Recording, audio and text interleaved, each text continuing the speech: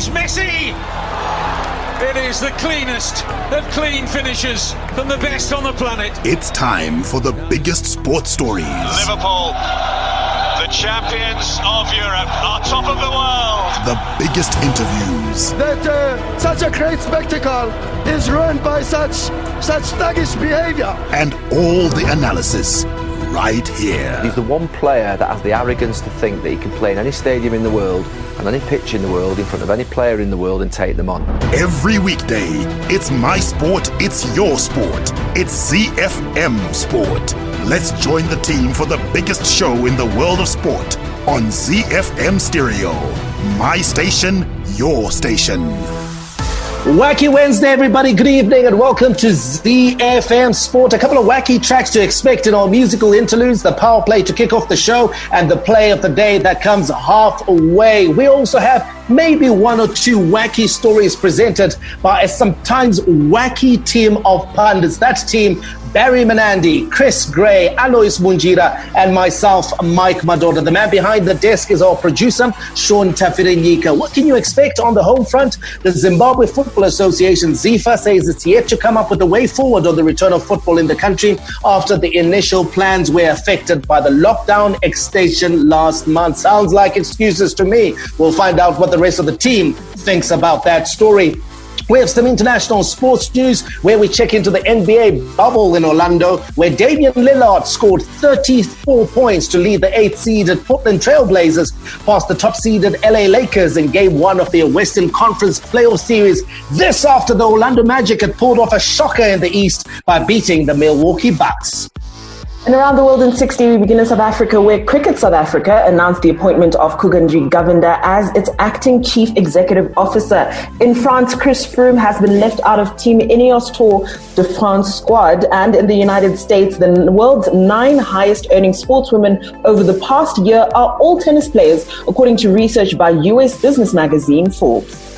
In the beautiful game, we kick off with UEFA Champions League action, where Thomas Tuchel heaped praise on his PSG side after they cruised into their first ever Champions League final. Lyon coach Rudy Garcia has warned statistics will count for nothing when underdogs Olympique Lyonnais take on free-scoring Bayern Munich in their Champions League semi-final tonight. We'll also have updates from the major leagues of Europe, including the news that Chelsea are hoping to sign the German midfielder Kai Havertz within the next 10 days, and in the process make him Germany's most expensive player ever. All of that and so much more to look forward to in this edition of ZiFM Sport. But as always, we start with the music, and it's Wacky Wednesday. Here's Drake and Lil Durk. It's called Laugh Now, Cry Later. The Warriors, the Chevrons, the Cheetahs, the Mighty Warriors, and the Sables. From the pool to the track to the field, we are Team Zimbabwe.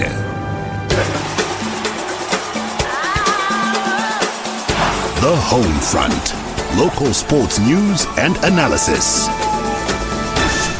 That was a great track to kick off this edition of ZiFM Sport. Laugh, no cry later. Drake featuring Lil Durk. Barry, are you sure Dirk Viljoen hasn't taken to music? No, it's Dirk Viljoen's son, Lil Durk. It is Wacky Wednesday. Let's get into the news. But before we get into the news, just a reminder that you can follow and interact with us at ZiFM Sport. Now, the Zimbabwe Football Association, ZIFA, says it's yet to come up with a way forward on the return of football in the country after the initial plans were affected by the lockdown extension last month. The association, together with the Premier Soccer League, had agreed to start the 2020 season around the August-September period, but the government upheld the restrictions following a surge in coronavirus cases in the country. ZIFA said they're still consulting other stakeholders on the safe return of football. Now, let me just quote the association, Barry. They say the return date of football competition has not been determined yet. ZIFA is consulting stakeholders with the help of health, safety and security experts on the best way to play again. And then if it's safe, a proposal will be presented to the government for clearance. Now, two things strike me there, Barry. The first one looks like they don't have a plan.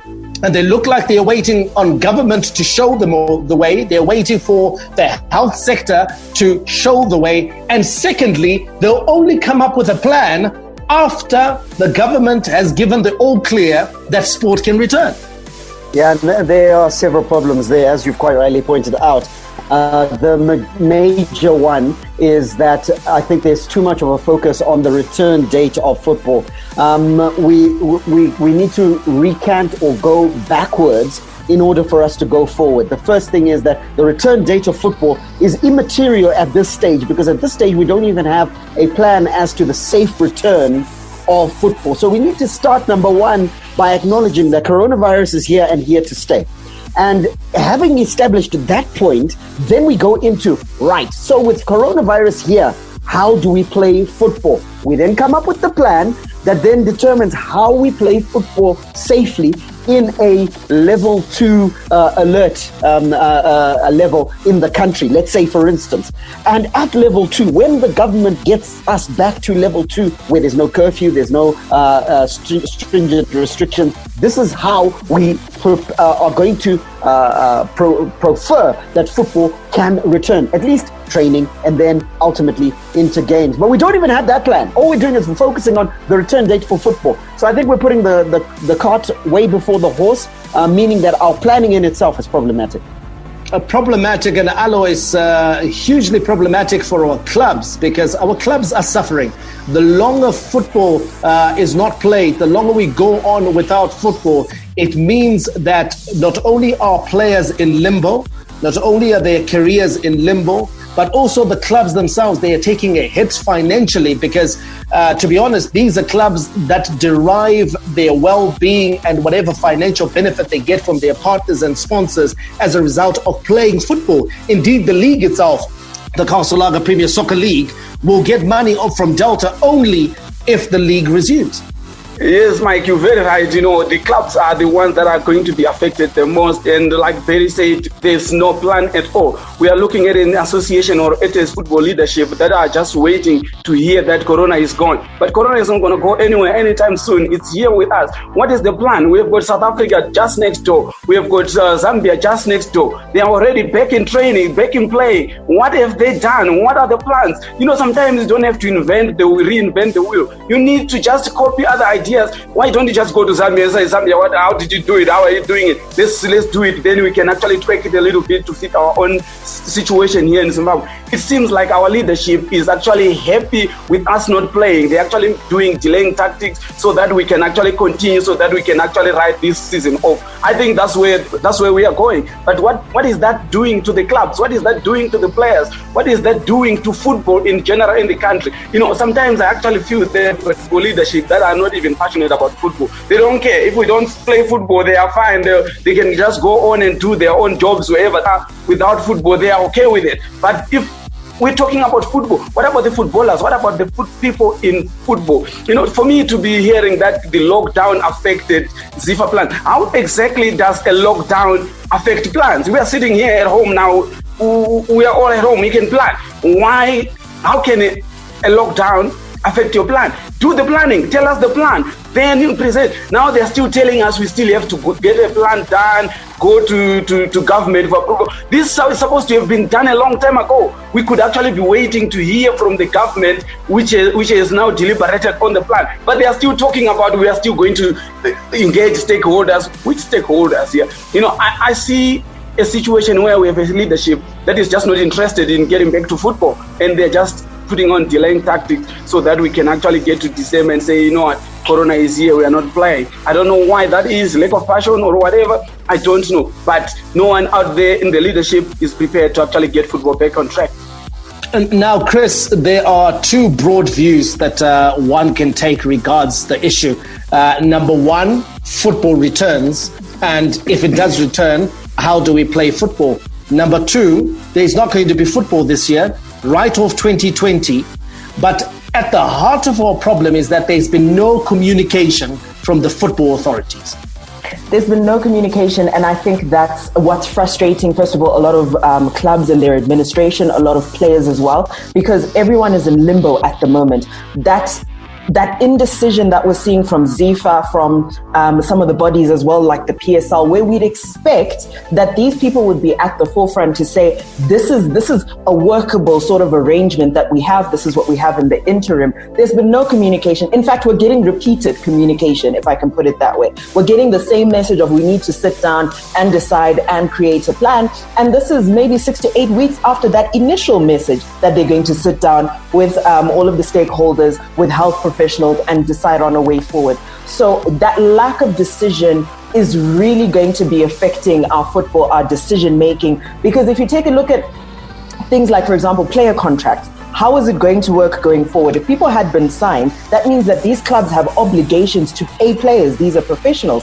For how long can a club sustain a system where they are churning out money consistently and not getting any money coming in because their business is football? That is the business that they're in. So it's disappointing that we're not getting any sort of decision making, any sort of movement from ZIFA and the bodies that make up ZIFA. I think it's one thing to just point at the executive, but I think the bodies that make up ZIFA, your Northern Region, your PSL, all those bodies need to then come together and say, look, we need a decision, and to be putting pressure. At the moment, it doesn't look like there's anyone putting sustained pressure, whether it's in the media, whether it's the other bodies, to make sure that a decision is made. I think the most important thing right now is that they need to make a decision. If football is going to be played, how is it going to be played? If it's not going to be played, people need to have that communication laid out, and then people can plan going forward. This situation where we're in limbo when a decision should have been made 8 weeks ago is absolutely ridiculous. And Barry, because football is a business, there's a cost that comes to football owners and to football clubs in terms of maintaining that business even when football isn't being played. Football isn't a business in Zimbabwe. That's I think fair to say, on the basis that you find that even the informal traders lobbied government, lobbied the Ministry of Industry, and said that we need the informal trade opened, and it was done so. It was done in somewhat of a safe space. The vegetable markets did the same. Football in Zimbabwe isn't a business. We haven't started treating it like a business. We aren't treating it professionally. So in truth, any discussion that doesn't start from that basis, that we've got to first and foremost believe that we've got a professional footballing structure, we're just wasting our time. Just wasting our time. This is a conversation definitely that we can continue on social media at Barry Manandi, at Gazaman14, at Sean Tafirenyika, at Christine Meads, and of course at myself, Mike Madoda. You can also follow the show direct at ZiFM Sport. Good conversation we've been having here around the possible return of football in Zimbabwe. Is there a plan? It looks like right now there is no plan, and there is no idea when football could return, and it's at cost to the game, to the players, to the clubs, and to the entire ecosystem. Zimbabwe football fans certainly deserve better. Hi, my name is Rune Shamba, Mytoria's super striker. You're listening to ZiFM Sports. Let's dive into our local sports news roundup, starting with cricket, where Zimbabwe national women's cricket team all-rounder Anisu Mushangwe has used the downtime brought by the coronavirus COVID-19 pandemic to pursue her coaching badges in Australia. Mushangwe has already completed her Level 0, which is the introduction to cricket, Level 1 community coaching course, and the representative coaching part of the Level 2 certificate. The leg spinner and top order batter has been in lockdown since March down under, where she plays for Adelaide-based side Glen Elg Cricket Club in the statewide Super Women's second grade. Mushangwe had helped the side rise into second place on the standings before the season was halted. Let's move to triathlon news, where Triathlon Zimbabwe are looking at spreading the sport to different parts of the country. The sport has mainly been dominant in Harare, but the National Association have revealed efforts are underway to take the sport to different provinces. They are also targeting schools. Some of the schools have the required facilities, which is a key component for developmental programs and makes it easy to organize and implement programs. Let's wrap it up with women's football.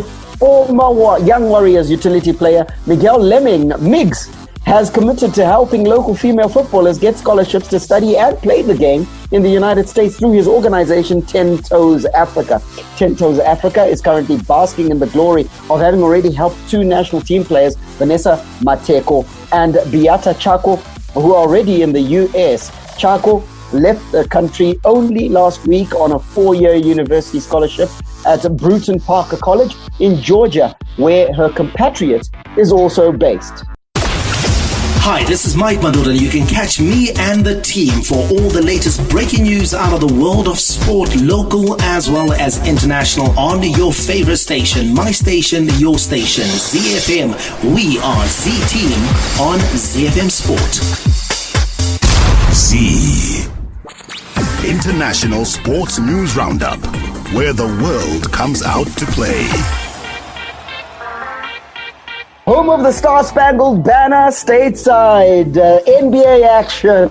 It's fantastic. That used to be an old jingle. Well, this is the new school. And Damian Lillard is one of the stars of this so-called, in inverted commas, new school, because he scored 34 points to lead the 8th-seeded Portland Trailblazers past the top-seeded Los Angeles Lakers 100 points to 93 in Game 1 of their Western Conference opening round match early this morning. CJ McCollum had 21 points and Yusuf Nurkic contributed 16 points and 15 rebounds for the Blazers. Let's hear from Damian Lillard on how the Trailblazers beat the Lakers in Game 1. I thought it was just a great effort by our team. From the start of the game, I thought we came out with the level of focus and energy that we needed to against the best team in the league. We defended, we played together. I thought we shared the ball, and we didn't have any major lows. Obviously, they made a run. It's a game of runs. But when they got down the stretch, I think we just we kept our heads down. We kept working, and we made the plays on both ends to be able to pull out a win. But we know that it's only going to get harder from here. It's just one game, and the job is far away from being done. But I'm proud of our effort and getting the first one. And when the Too Short came on, I was feeling good. My hometown was East Oakland was being represented in the arena, so I had to show my love. Z. Mikey, I could tell in your voice when we did the headlines at the top of the show that you were very keen on this result. You were happy about the result. It was always good to see a so-called underdog, in inverted commas, do the business against seemingly the Imperious Lakers. But you called it yesterday. You said the Lakers had been a little bit inconsistent.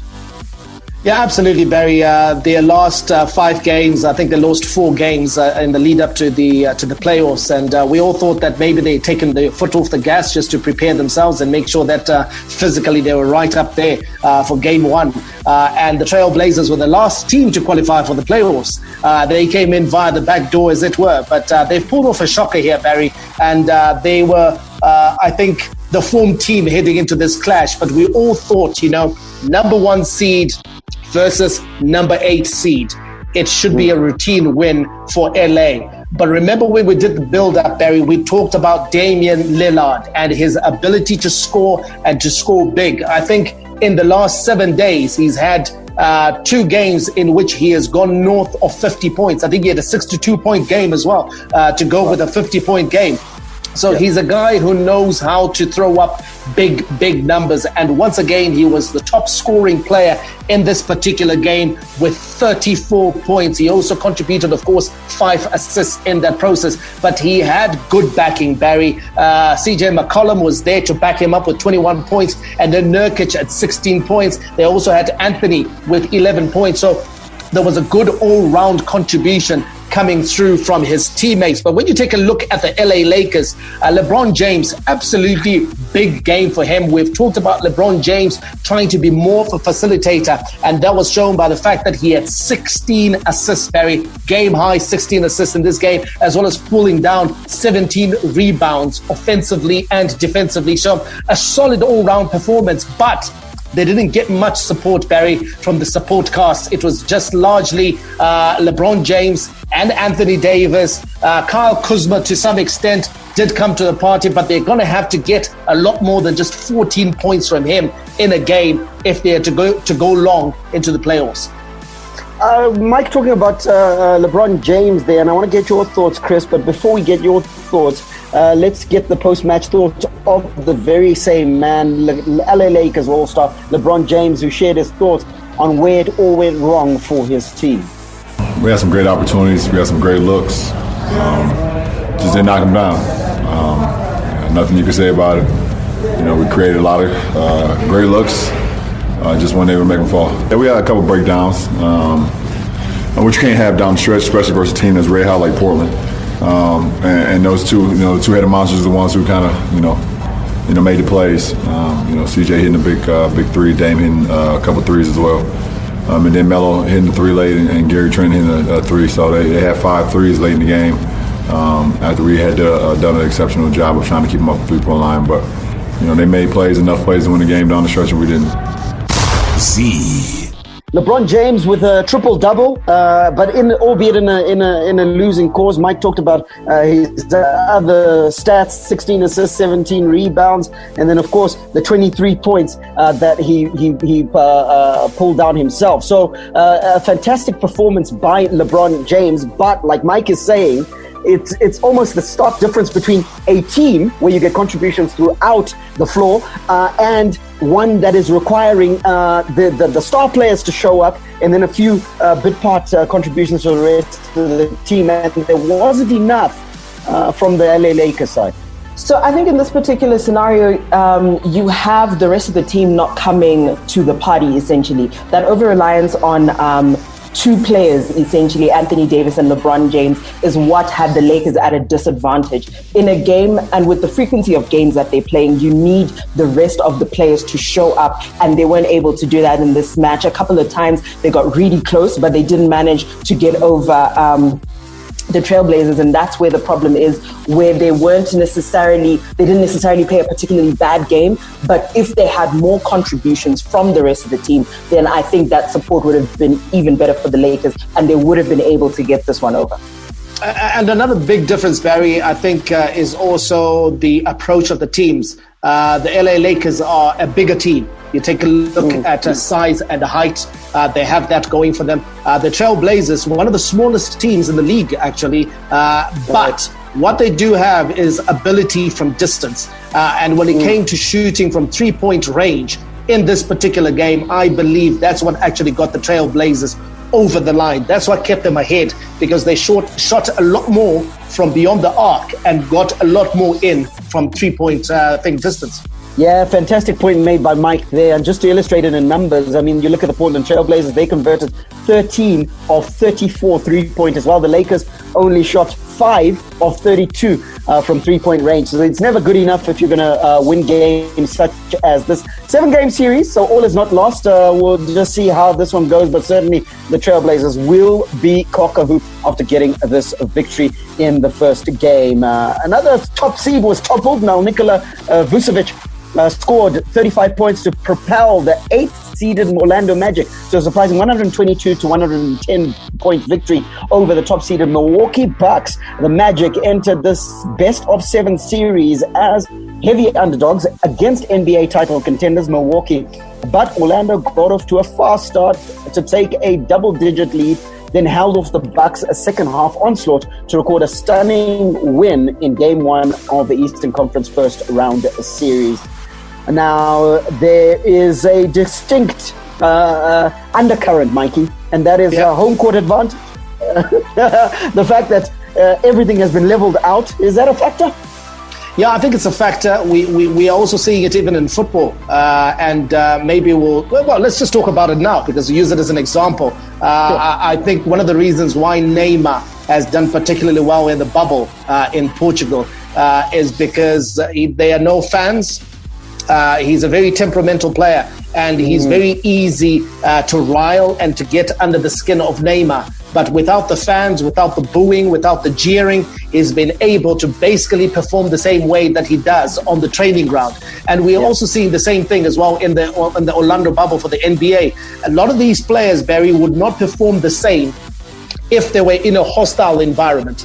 If there were opposing fans who were jeering, who were screaming and shouting at every shot. There's less pressure right now on players who are going to the free throw line than if it was in an opposing arena. So I think it just narrows the gap somewhat between the lesser teams and the favorites, because it really comes down to skill to application to discipline. And if the small teams can up their game, they're able to register the upsets that we saw. I mean, apart from these two upsets, Barry, the number one seeds toppled in both conferences. We've also seen some very incredibly competitive games in the other matchups.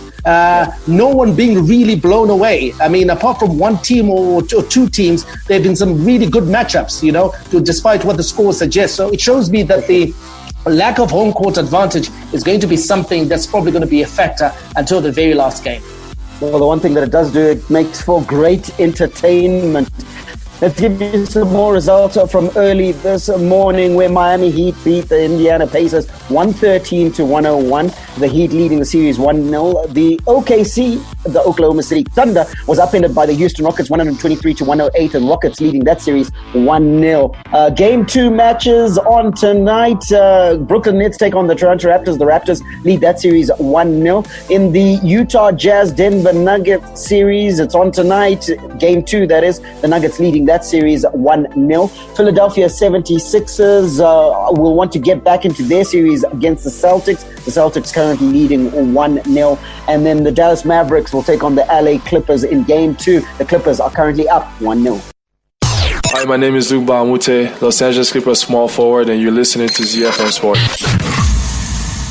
Around the world in 60 seconds. International sports news. We take off in South Africa, where Cricket South Africa has announced the appointment of Kugandri Govender as its acting chief executive officer. Govender, who's the first woman to serve in the role of Cricket South Africa CEO, commented, Cricket South Africa's mandate is to ensure that cricket is an inclusive sporting code for all South Africans. It is important to improve our reputation both locally and internationally. We head over to France, where Chris Froome has been left out of Team Ineos Tour de France squad. There had been some doubt. Four-time winner Froome had the form to make the squad following injuries from a crash a year ago.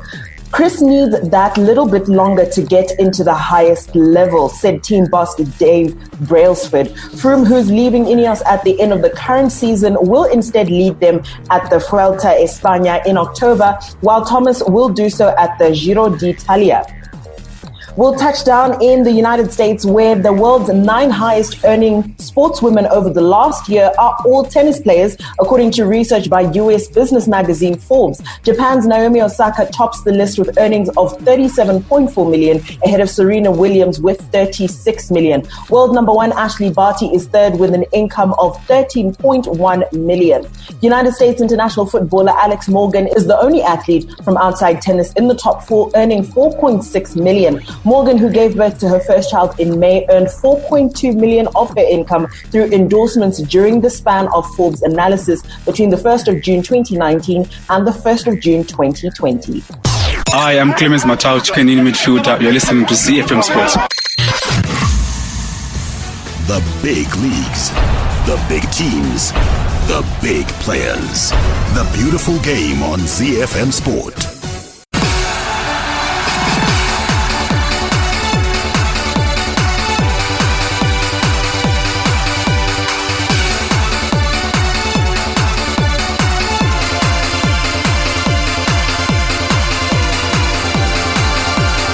UEFA Champions League action on a Tuesday night, where it should be. And it was semi-final time. PSG looking to break a hoodoo, and they did exactly that.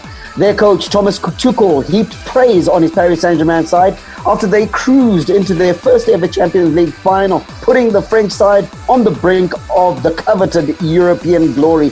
PSG's easy 3-0 win over RB Leipzig at the Estadio da Luz in Lisbon showed all the composure on a big European occasion that they have lacked in recent seasons. Tuchel's outfit have set up a meeting with either on fire Bayern Munich or fellow French side Lyon in Sunday's final, which could see the Qatari-owned club finally realize their owners' ambitions. Let's hear from Thomas Tuchel. On était la meilleure équipe. On a montré notre qualité, mais on a joué avec beaucoup de faim. We were the best team. We have shown our quality, and we have shown a lot of hunger. The hunger to win, the hunger to defend. We played as if we were prepared to suffer. Everybody worked for each other. The whole team put in some great efforts. We had a lot of possession in the first half, and we won the ball back very high. We had a lot of chances. It was a good performance under these circumstances in the Champions League semi-finals against a complicated team to play. But we did really well and deserved to win. Well, Bunj, it took a long time, but it has finally arrived. PSG in a final with a chance to putting their hands on old big ears. They'll certainly want to do that. However, if tonight goes the way that we expect it to, we've got a barnstorming final on our hands. That's going a little too far. Let's look at last night, and Thomas Tuchel got his tactics absolutely right. Yeah, he definitely did get his tactics right, Barry. You could actually tell, you were right when he said in the end it was actually an easy win, because they were all over Leipzig, and they never gave them a chance at all. They never gave them a chance to breathe, and they actually had the chance missed by Neymar early in the first half, and it was actually a statement that they are here to actually come in and attack and score goals, and they actually went to halftime leading 2-0, and that was actually what they really needed, and they actually showed that they really needed this. And like for the sponsors as well, for the owners of the club, it's actually good now that they are realizing that the investment is coming to fruition. Every time we're talking about it, they poured so much money, but the team kept on falling short. Quarterfinals, they're out. Now they've gone all the way, I think with a tinge of luck as well, because their route to the final was a little bit easier than the other finalists that they're going to be facing on Sunday. But I actually think that this is actually good for French football, good for Paris Saint-Germain. It's actually good for football in general, because when people come in to invest monies into their football, so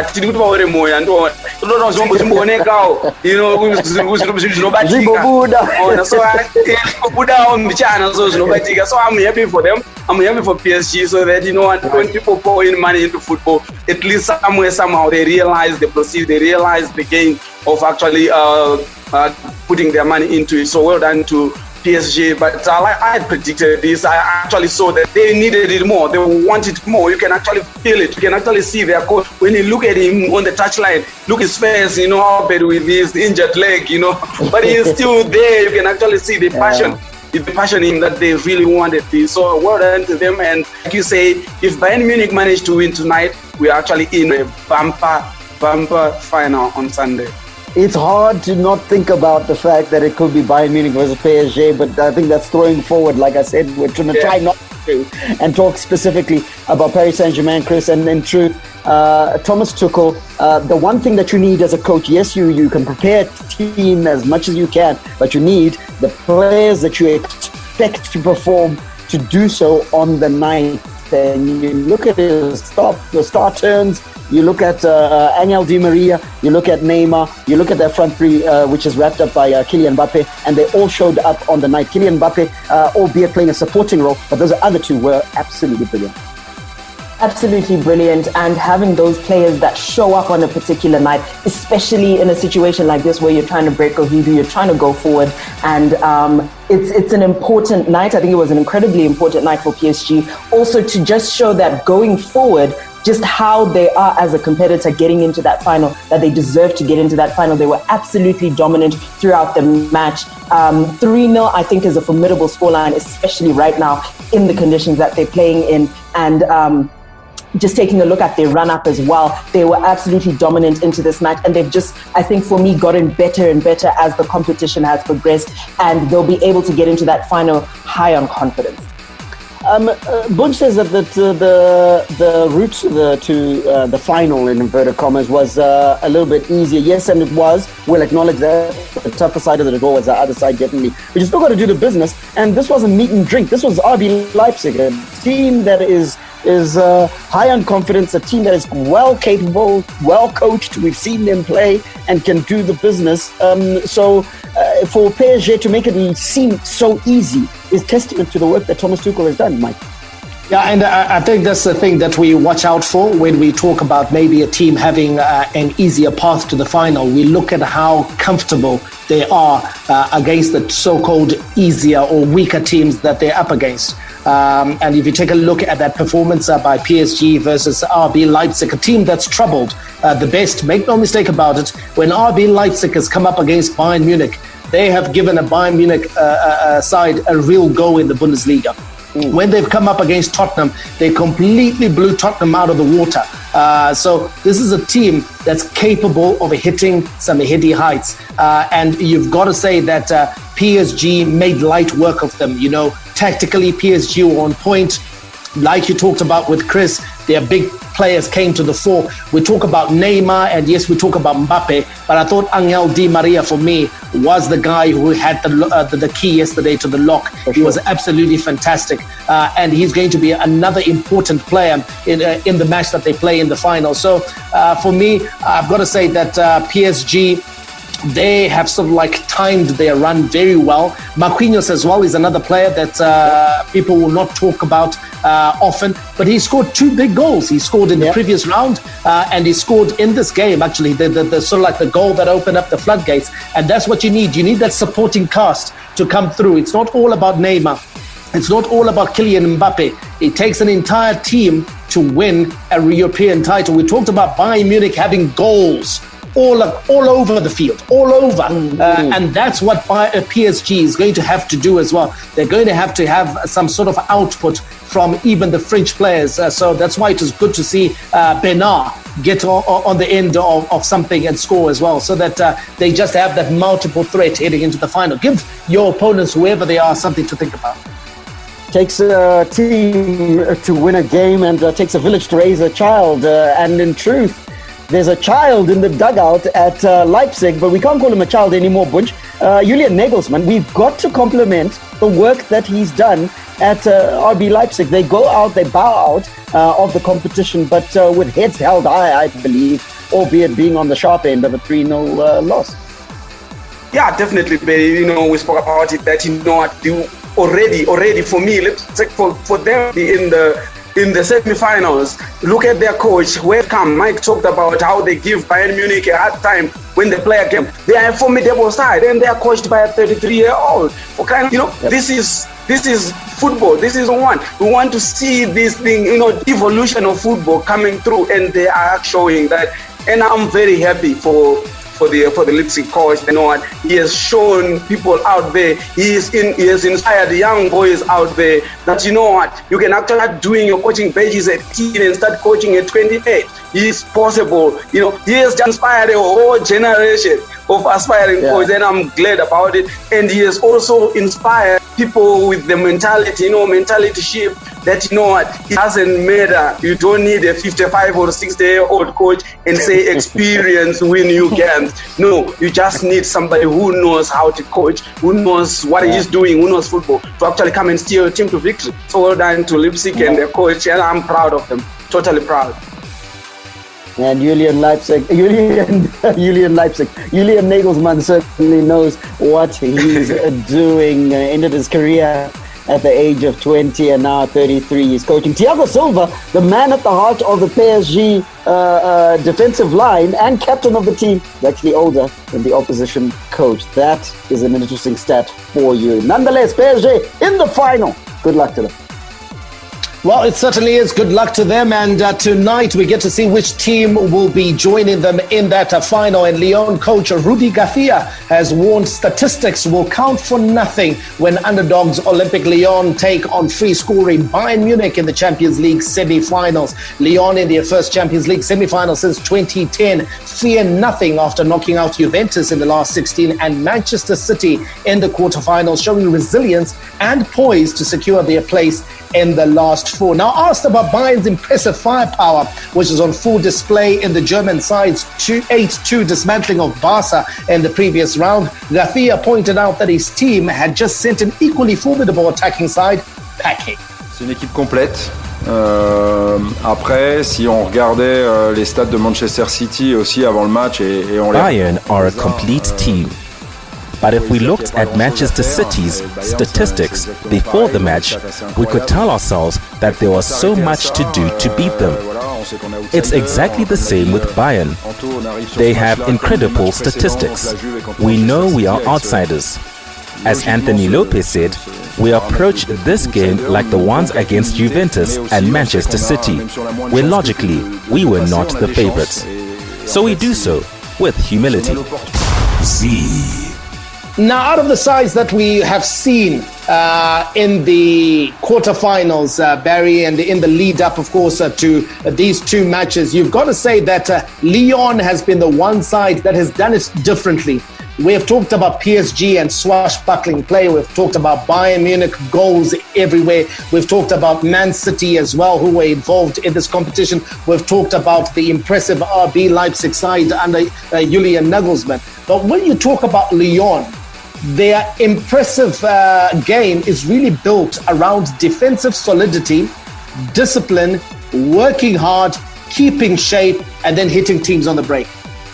Absolutely, and in truth, there's always one that gets through and goes on this. But I'm afraid I'm going to have to say that Rudy Garcia might need to look a little bit deeper and be a little more oriented towards what he's trying to walk away from, and that is the stats. If you look at it, in truth, he got away with murder against Manchester City. You can't legislate for the miss of Raheem Sterling's. You can't legislate for some of the missed chances that Gabriel Jesus committed. So, in truth, I don't think he's going to get that luxury.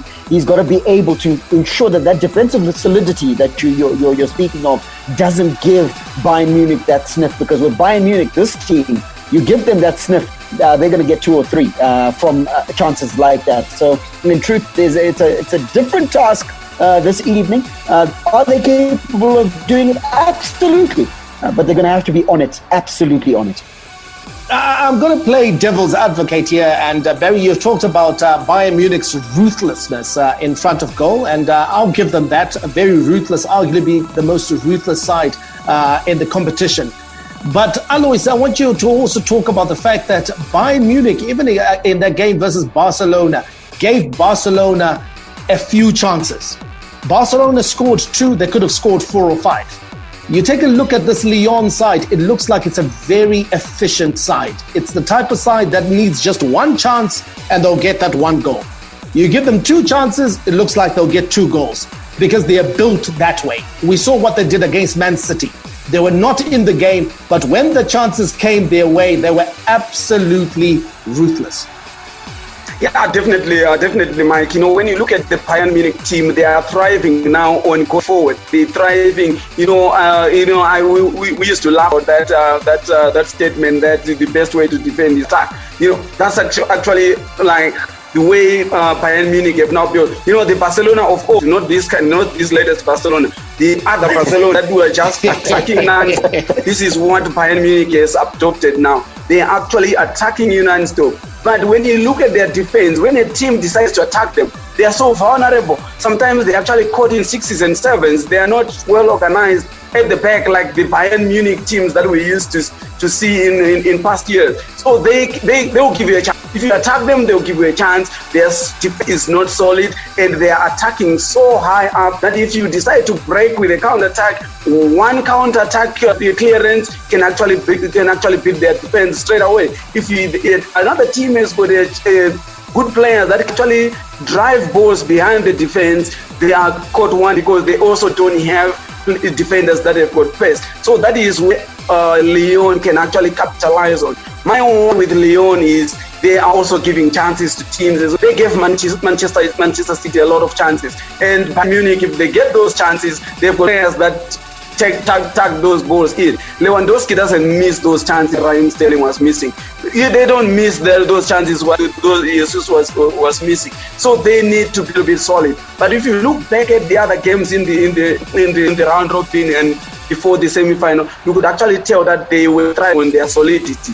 They were very solid. But against Man City, they were a little bit shaky, their chances. If they want to proceed, they need to go back to the Juventus game and the way they played against Juve in both games, then they might have a chance against Bayern Munich. Because Bayern Munich, as much as they see, they can also score as many goals as they can as well. So they must be very, very ruthless in defending because that's where Bayern Munich is potent.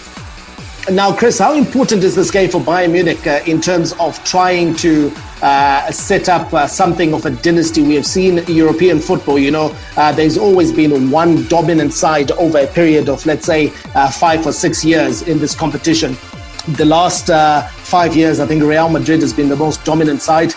In the preceding years, it was Barcelona who dominated the competition, winning, I think, 4 Champions Leagues in that process. And then you go back, I think before that, it was AC Milan who dominated the competition. And before that, it was Juventus who were making it into the final. So how important is this game and winning the competition for Bayern Munich in also starting a process whereby they become a dominant factor in European football and they become the dominant force?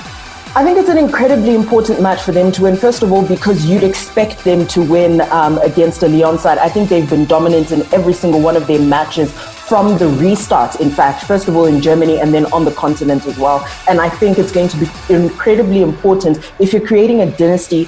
Being dominant in Germany is one thing, but being able to take it into the Champions League, which, like we said, is an incredibly difficult competition to win. If you're able to assert yourself and be dominant in the Champions League as well, then I think it bodes well for you in terms of that dominance right across Europe, and to be able to basically solidify the fact that you are champions and you can compete at the very highest level. All right, guys, your predictions. How does this one go? Is it Bayern Munich all the way? Is it just a question of goals? Barry? 4-1 Bayern. 4-1 Bayern. Well, that's a lot better than Barcelona did for Lyon. So, Chris? 3-1 Bayern. A 3-1 Bayern. Alois? Yeah, oh my God, it would have been nice to see a French final, but it's not going to happen. It's not going to happen, guys. I'm with Barry right here. I'm with Barry. 4-1. 4-1 to Bayern. I'm going to go with Chris. Chris, you say 3-1, yeah? Yeah, 3-1. Yeah, I think 3-1. I think Lyon, they sit deep and they're going to be even deeper this time versus Bayern Munich. And they're going to try and play on the counter and try and frustrate the Germans. So, but I think still the German team will have just too much in the tank versus Olympic Lyon. Or could we be wrong? As we wrap up the show, let's give you an update from the rest of Europe. In the Premier League, Chelsea are hoping to sign German midfielder Kai Havertz within the next 10 days. According to Bild, Leverkusen will begin their pre-season camp on the 28th of August, and Chelsea are hoping to finalize Havertz signing before that. The Blues have been monitoring Havertz for a while now, and it would be a major coup for them if they manage to sign the Leverkusen star. Chelsea are close to signing him, and for a reported fee of 100 million euros. In Italy, Lazio sporting director Iglitare has taken the extraordinary step of issuing a brief statement just to announce he has no respect for David Silva, the man, after he joined Real Sociedad instead of the Italians. Silva officially left Manchester City on Monday after 10 years at the club, a period that marked him as arguably their greatest player. La Real caused something of a shock on Monday when, just a few hours after City announced plans to immortalize Silva with a statue, the Basque club confirmed the former Spain international was their new player. In news out of Spain, Barcelona president Josep Bartomeu has revealed which stars will not be sold this summer as the crisis club looks to rebuild. Bartomeu, who refused to resign from his position, gave a lengthy interview to Barcelona TV and outlined how the Catalan side are planning a massive squad revamp. Crucially, incoming manager Ronald Koeman sees Lionel Messi as part of the project, so his inclusion is a given, but there are 8 players in total seen as integral who will not be allowed to leave. Those dramatic changes happening at Barcelona bring it to an end this edition of ZiFM Sport. We're out of time. We'll catch you tomorrow for our shortened editions. Until then, may God richly bless you. That's my story, and I'm sticking to it. Manandi, out. And it's Messi! It is the cleanest of clean finishes from the best on the planet. The biggest sports stories. Liverpool, the champions of Europe, are top of the world. The biggest interviews. That such a great spectacle is ruined by such thuggish behavior. And all the analysis right here. He's the one player that has the arrogance to think that he can play in any stadium in the world and any pitch in the world in front of any player in the world and take them on. Every weekday, it's my sport, it's your sport. It's ZiFM Sport on ZiFM Stereo. My station, your station.